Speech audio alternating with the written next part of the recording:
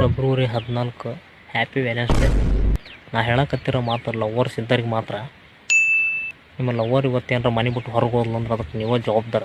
ಹೆಂಗಪ್ಪ ಅಂತಂದ್ರೆ ಮನೆ ಬಿಟ್ಟು ಹೊರಗೆ ಹೋದ್ಮ್ಯಾಗ ಮತ್ತು ಸಿಂಗಲ್ ಹುಡ್ರು ಬಿತ್ತರ ಬೀಳಿ ಒದ್ರ ಓದಿಲ್ಲ ಅಂತ ಪ್ರಪೋಸ್ ಮಾಡೋ ಚಾನ್ಸಸ್ ಭಾಳ ಇರ್ತದೆ.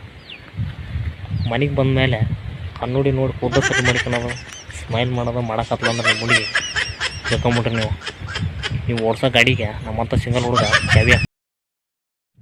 ಗಿಡದಾಗ ಹಕ್ಕಿ ಗೂಡು ಇರಬೇಕಿತ್ತು ನೀ ನನ್ನ ಗೋಡು, ಮೊದಲಿದ್ದಂಗಿಲ್ಲ ಈ ಬಡವನ ಮೂಡು. ಈಗ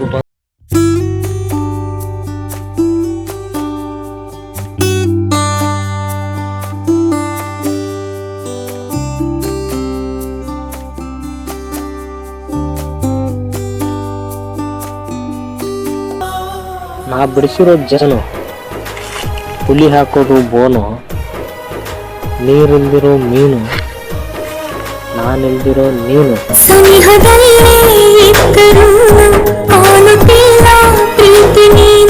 ವಿಧಿಯಾಟ ಹೇಗೆ ನೋಡು ದೂರ ದೂರ ನೀನು ನಾನು.